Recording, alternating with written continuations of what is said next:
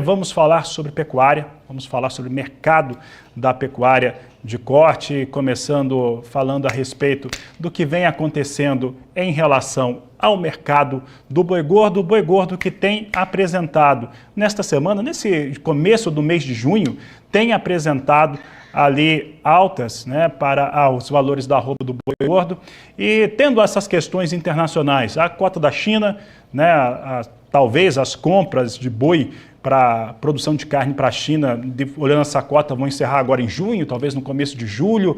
Tem o fator União Europeia, mas quem conversa conosco sobre o tema é Ronald Macuco, que participa desta edição de Agricultura BR conosco. Ronald, obrigado pela sua participação aqui com a gente e começo perguntando para você a respeito desse mês de junho, nesse começo do mês de junho, apresentando sinalizações positivas em diversas praças de produção no Brasil. Como é que você está avaliando esse cenário? Boa tarde, seja bem-vindo.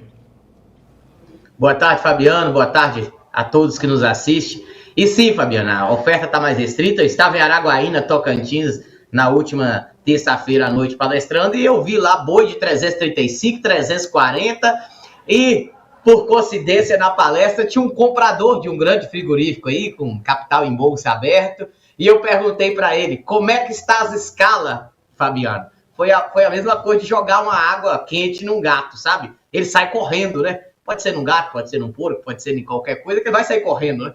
E ele não falou, ele falou, depende. E sim, a oferta está mais restrita, Parazão, região de Xinguara, Marabá, boi de 350, 345, Rondônia, apesar de... ali, Vilhena, houve a desabilitação de uma planta, o mercado também está mais firme, só que a gente viu o boi caindo muito forte, dentro de, acho que, três estados principais, que foi região de Minas Gerais, São Paulo, o próprio indicador São Paulo, por várias vezes, ele esteve abaixo de 5 estados, e a gente viu Goiás também caindo nessa reta final aí do maio. Então, junho, a gente já viu a reação. Ontem teve negócio no Goiás, boi de 340, no balanção, 55% de rendimento, pagamento à vista, indo embora.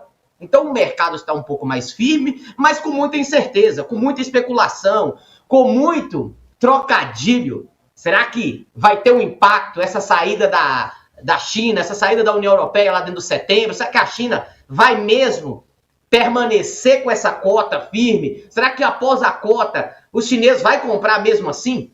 Será que a gente só vai ter a saída da China no papel, mas no mercado físico eles vão continuar comprando para já levar para o próximo ano?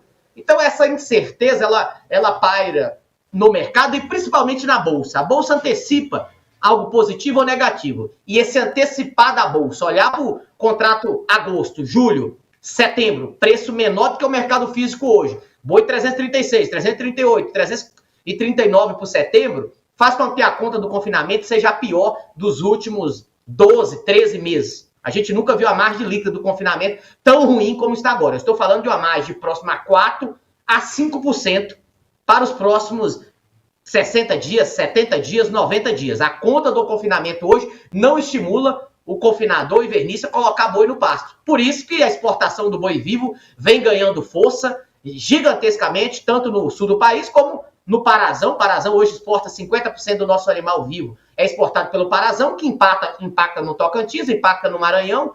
Os números até o momento chegam acima de 530 animais exportados, 530 mil animais exportados, sendo um volume para o ano de 2026 a 28% acima do que foi em 2025. Então, eu acho que a exportação do boi vivo e o volume para exportação tem muito a ver com o sentimento do confinador. Eu quero sair dessa janela agora do junho e do julho, do agosto, do setembro, vou mandar esses animais que estão pagando mais na exportação, não vou engordar ele. Então, tem muitos boitéis, muitos confinamentos, muitos compradores buscando colocar os animais, compor a sua planta de confinamento, mas não está trabalhando na sua capacidade máxima. E aí, talvez eu tenha que voltar numa frase que eu falei há poucos dias atrás. Talvez a gente possa ver, Fabiano, um apagãozinho de boi, uma oferta um pouco mais restrita, dentro desse final de julho para agosto para setembro, talvez no movimento que a cota China vai estar aí na mesa, acontecendo de fato, a gente vendo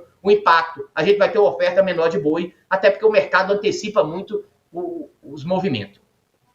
Se você chegou até aqui, você comenta, você compartilha, você curte. Eu estou rodando o Brasil, trazendo histórias inspiradoras para que você possa criar ou se inspirar nessa realidade que eu estou trazendo. Então, leva para palestrar na sua região e aí eu vou também contar a história local sua. Muitas das vezes eu vou na sua fazenda, eu vou no seu negócio. Vai, berra aí. Gostou? Então comenta. Ronald, e essa questão do apagão do boi, que você já falou aqui no Agricultura BR, e é um fator que o pecuarista tem discutido, né, que não é um apagão que não vai ter gado nenhum para abater, mas você tem uma redução muito expressiva sobre esse abate. E aí eu vou fazer a pergunta, eu falei até na escalada aqui do programa que faria essa pergunta para você já respondeu ela parcialmente, que é em relação à leitura, interpretação dos operadores da B3 em relação a esse terceiro trimestre do ano, né, quando a gente fala de julho, agosto, setembro, se ela está correta. E aí eu acrescento mais um fator nessa pergunta que veio de pecuaristas, no qual se essa interpretação não está baseada demasiadamente demais em uma interpretação muito negativa de cota da China, agora a questão da União Europeia. Como é que você está entendendo essa situação?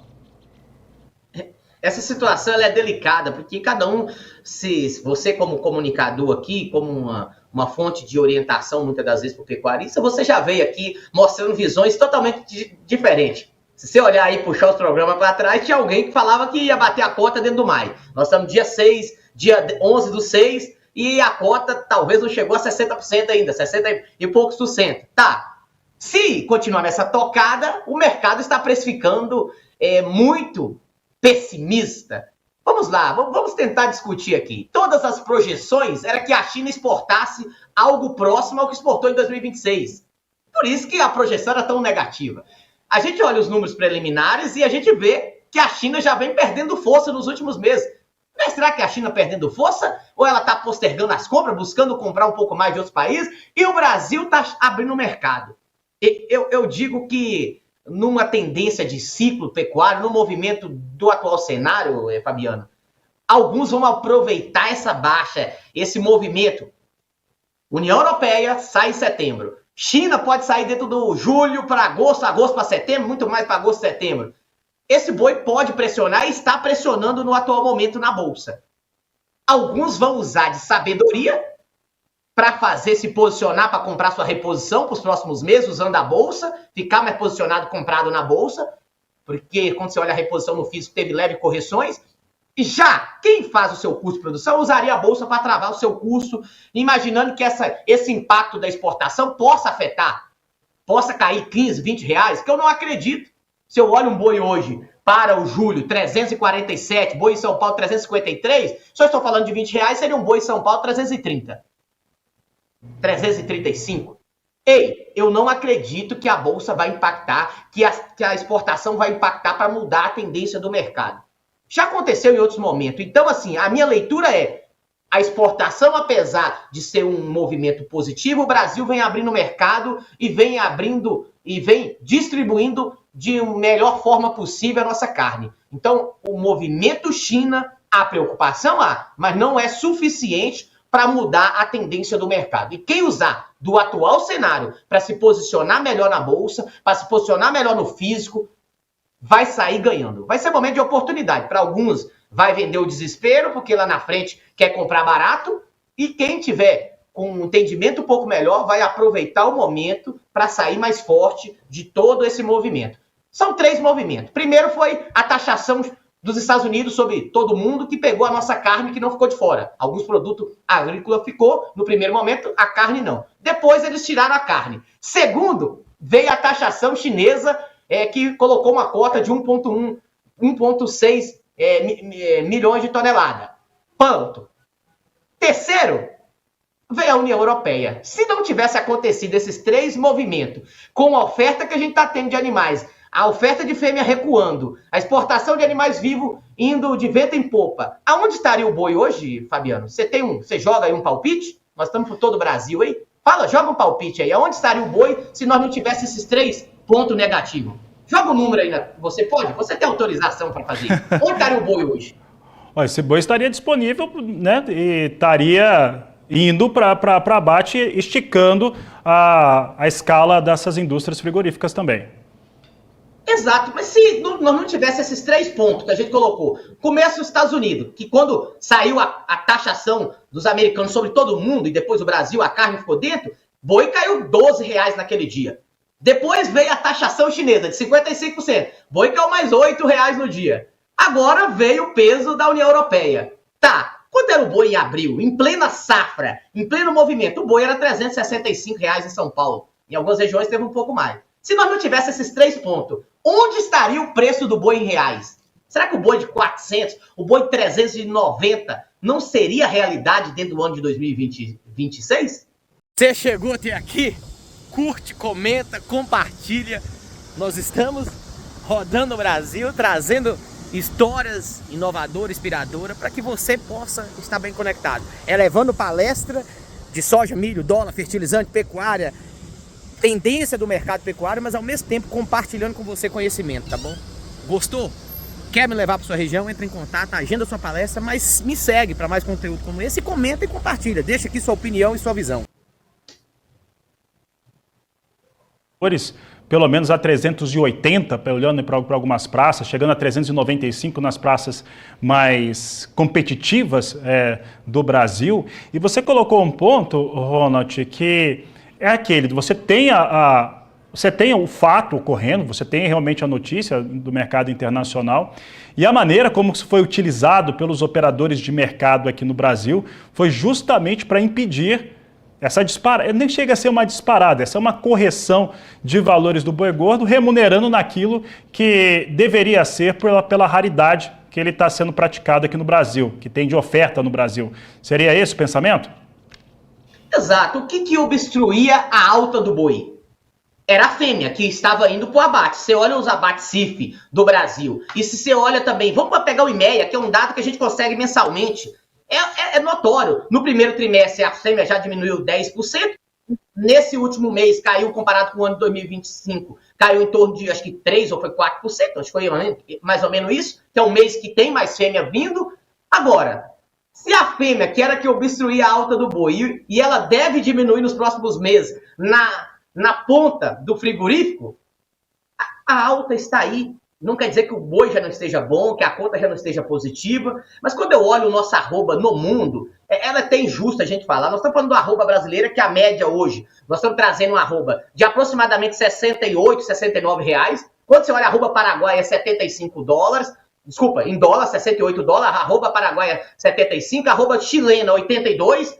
Da Nova Zelândia, 83, 82, Uruguai 84, Argentina 85, Austrália 88, Colômbia, que tem um voluminho também aí de carne, 92. Quando você olha da União Europeia, 115, 114 e os Estados Unidos acima de 130 dólares.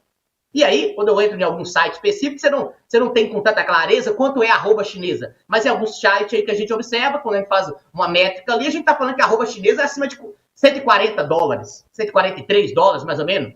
Tá, Ronald, mas o boi já houve um movimento nos últimos 12 meses. Claro, se você pega nos últimos 12 meses, o Brasil, a arroba brasileira em reais, subiu aproximadamente 22%. Só que a arroba argentina subiu 24%, a dos Estados Unidos subiu 26%. Mas eu vou buscar um país que, nos últimos anos, andou no mesmo movimento de ciclo pecuário que nós vivemos, Fabi, que foi a Austrália, que foi o Paraguai. Nos últimos 12 meses, a arroba da Austrália subiu 44%. A arroba do Paraguai subiu 40%. Apesar de tudo, apesar da nossa arroba próximo de 70 dólares, nós ainda temos um espaço extremamente positivo. Apesar dos próximos 90 dias trazer muita certeza, muita insegurança para o pecuarista confinador. Eu vou dizer para o pecuarista confinador porque é um giro mais curto. Então, se você quer me tranquilo, faz um seguro de baixa, liga na corretora, liga no seu banco, coloca lá seu custo de produção. A arroba produzida hoje na fazenda, ela está próxima a 240, 230 reais. Se você compra um boi magro ou uma novilha, uma bezerra para engordar ela aí, vai ser um giro mais curto, diluindo o ágio do garrote ou diluindo o ágio dessa novilha, que hoje já tem ágio sobre o preço de venda, coloca um seguro aí, próximo a 310, você vai pagar R$3, bota próximo aos 320, você vai pagar R$3,50, 325, 330, você vai pagar R$5. durma tranquilo, fez sua gestão. Ronald, eu já travei com frigorífico, uma novilha a termo, um boi a termo. O que você me orienta? Eu ainda não comprei minha reposição, volto a comprar só em novembro, dezembro. Você faz um segurinho de alta, vai lá, compra uma call spread, fora do valor da tela, nos 360, 365, deixa lá. Compra call para janeiro, para fevereiro, deixa lá um seguro de alta, que pode ajudar muito você a compor o seu custo da reposição. Então aproveita os momentos para se posicionar melhor. São muitos temas que a gente aborda e a gente roda o Brasil para falar disso. Vou estar amanhã em Rio Crespo palestrando e vou estar também em Resende, lá na Agropecuária Alambari palestrando, tá bom? Então assim, a gente tenta trazer clareza para quem está na... Parabéns aí, Fabiano, por trazer tão direcional. Suas perguntas, elas são muito incisivas. Você quer trazer para quem está na ponta, muitas vezes que não consegue assistir uma palestra ou não consegue ter uma consultoria, a tomar decisão mais ativa. E o momento hoje, ele preocupa, mas nos traz muitas certezas que a gente pode fazer. Eu aproveitei, só fechando aqui, eu aproveitei a vaca mais valorizada, a novilha mais valorizada, e eu vendi um plantel de vaca aí, 180 vacas, para comprar uma terrinha lá no Pará, tá bom, Fabiano?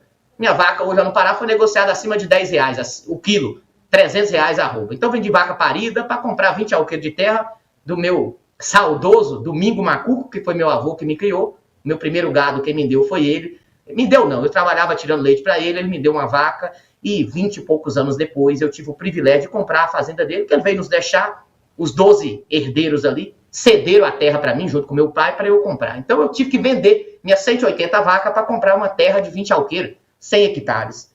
Será que eu fiz um bom negócio? Então aproveita o boi de hoje para ir fazendo as coisas dentro da fazenda, porque o negócio não para, apesar do sentimento negativo que a gente olha para a bolsa hoje. Muito bem, Ronald Macuco, primeiro parabéns pela aquisição, pela história, né? E muito obrigado pela entrevista aqui no Agricultura BR. Uma ótima tarde a você. Tchau, tchau. Fica com Deus. Fica com Deus, Ronald. Obrigado pela participação, né?